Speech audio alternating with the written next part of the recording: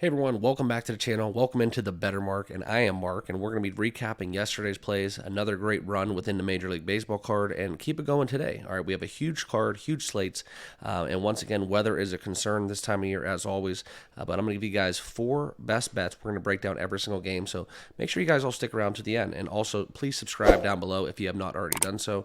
Smash that like button as well. I'd love to have you part of the team. We have sports betting talked here on the channel every single day, and let's get down into it, okay? Just to recap yesterday's plays, we are going to get into the likes of Baltimore winning the money line. We're going to be playing the Orioles a lot in this quarter of the season because I really like what they have to offer from an offensive standpoint, and they added some arms. So they are a very formidable club, and I think the buying low spot is on the Orioles right now just because of the prowess that we see in the AL East, okay? But now we're going to talk about Miami. That was the only loss we had on the card. The Miami Marlins blowing a lead. We would have went 3-1 within yesterday's plays. I'm sorry, 4-0 if we did not have Miami blow that lead, eventually falling 7-4 to the Angels, which the Angels are a team that you must fade in this day and age because without Trout, they really have nothing else to their disposal. Okay.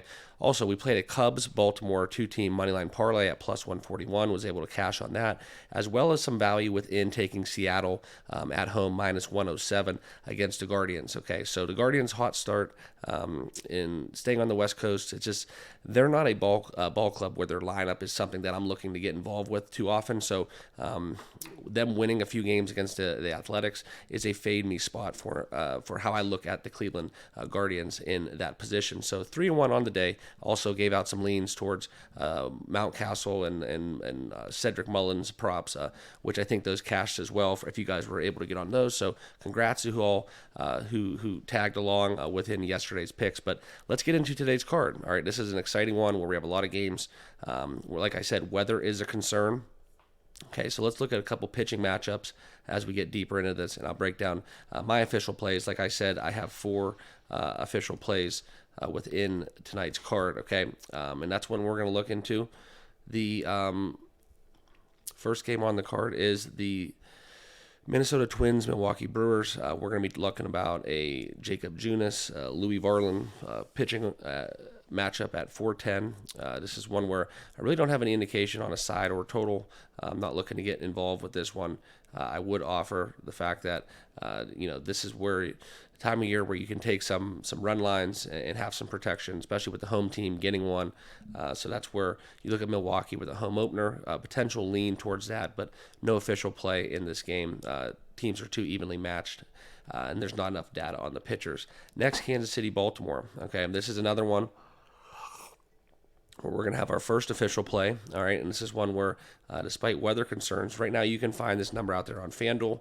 We are going to be taking the over 8.5, okay? That's at minus 120, currently available, so make sure you guys are all using oddsjam as well. I have a link down below in the description because what you're able to do is you're able to find bonus bets, promo converters, all that good stuff, all the promos, positive EV, track your bets, arbitrage opportunities. In baseball, with all the data and analytics, it is super, super important, as well as the fantasy standpoint from what oddsjam has to offer. So click my link down below in the description. After its promo code is TBM, you get 35% off your first month or an annual plan just for signing up. So really good deal to start off the season that we're going to be doing every day on the channel. All right, but within this Kansas City Baltimore game, this is why I use oddsjam, because you're able to easily find that 8.5 out there in the market, where pretty much every other thing is offering, every other sports book's offering 9. So we're going to be taking the over 8.5 at minus 120. Okay.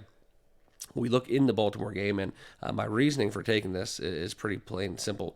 Their lineup is deadly, okay? And not just within that, we talk about the Orioles and the Royals. The Royals have been putting up some runs as well, and we can go deeper into a deeper dive into it, okay? This is one where you look into the pitchers going, okay, this is something where it's not really a concern for Baltimore. I know Baltimore is going to put up at least 5 runs, so you can possibly look into a home total runs prop, if you will. And then we just need a little bit of garbage time from the Royals. Maybe try to keep it close, getting 3 or 4, or the Orioles going over that 5 if they can. Okay, so that'll be my first official play. Next, the Angels Marlins. Okay, this is one where I would lean towards taking the Marlins. They're desperate. They got to get their first win of the season, but no official play in this contest. Cincinnati, Philly. This has been a high-flying game. Would lean towards with the home team. Philly has been playing really hot to start off the season, but no official play. I don't like the pitching matchup. This is one where we look into who's actually going. We got Graham Ashcraft and Spencer Turnbull. Just no edge, in my opinion. So other than taking the home team, so we're going to be laying off that game as well. Phillies are 1-3. Better team, better lineup. Looking for a win at home. Okay. Next, let's get into the likes of the Texas Rangers, Tampa Bay Rays. This will be no play as well. Both of these teams, perennial postseason forces, right? We saw the Rangers in their run they went on and what the Rays are able to do year in and year out in their division. But we are going to be laying off this one. I look into the actual pitching matchup, and we can see what exactly is going down within the likes of what we see on the card where we have Zach Eflin going against Andrew Heaney. Eflin, first time out, had a whopping performance, coming in with an ERA 9.53, and Texas can really hit the baseball. So this is one where actually you could find some value. I would probably lean towards taking the Rangers on the money line plus 138, or even the run line with a minus 155 value out here at circa plus 1.5. Okay. So next, then we're going to get into the likes of Detroit, New York Mets. This is one where I'm going to stay away 100%. Casey Mize, Detroit's young up-and-coming pitcher, going against Adrian Hauser.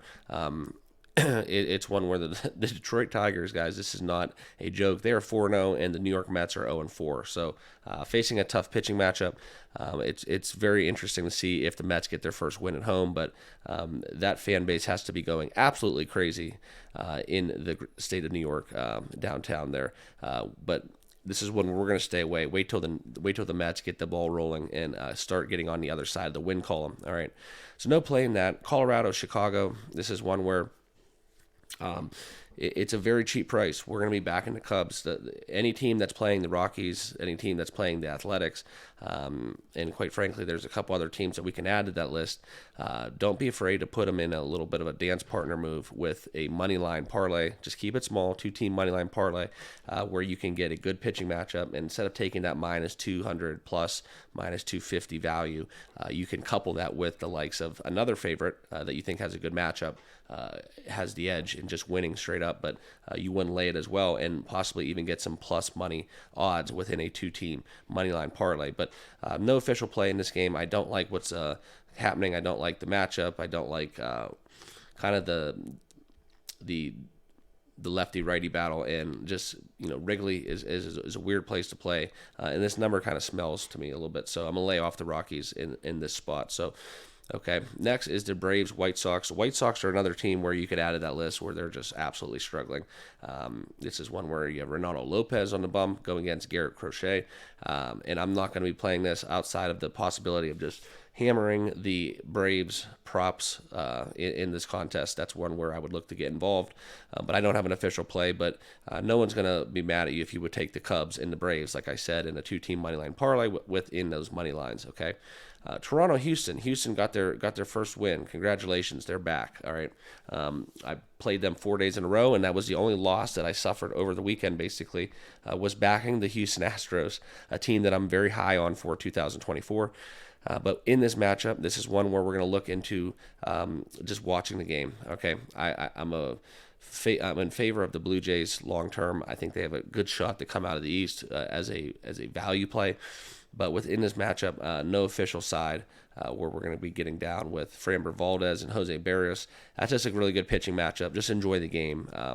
If anything, I would lean towards the Astros just because Valdez on the mound, despite having a rough go of it his first start out. But this is one where the pitching matchup screams taking the under, but I just don't like betting against either one of these ball clubs to not score runs. Okay, next, Red Sox Athletics. This will be my second official play. We're going to be taking minus 140 with Brian Bello on the bump, going against the A's. I think there's some extreme value here taking this price. Where we look to take the Red Sox minus 140. I locked in with Brian Bello playing against the Athletics. The A's got a win. They're 1-4, but the Red Sox, I definitely think, have a better advantage. This is one where, even though they're on the road, I still like them. Okay, this is one where Brian Bello is good enough to get it done. I think it's a little cheap. It's a little fishy. Oakland has a home field advantage, but quite frankly, guys, they don't even have a home. So this is one where I like to play against the A's, and I think this number is going to move a lot. So if you do like the Red Sox, make sure you get in as soon as possible. Okay, and then the third play we're going to have is the Padres on the money line, minus 135. Anytime I can bet against Mike Mikolas and take the Pods on this game with Yu Darvish on the mound, this is some extreme value where I look even to taking possibly something on the side of a total where I just don't see how the Cardinals are going to get past Yu Darvish and able to score enough points or runs, I should say, versus the Padres than the Padres are, because Mike Mikolas has a large ERA as the season goes on. So definitely like the Padres in this game. Okay. And then our final fourth play of the evening, this will be the Cleveland Guardians. We're going to be taking the under 4 for the first 5, and this is what you can see on oddsjam, the best available out there. It gives you all the numbers too, so you find your book that you want to get in with, and here we can see right now, get out of that first 3, and this is the first half. We're going to be taking the under 4 at minus 116, which is that best number that's available to you guys. So that's where we got. That's my 4 official plays.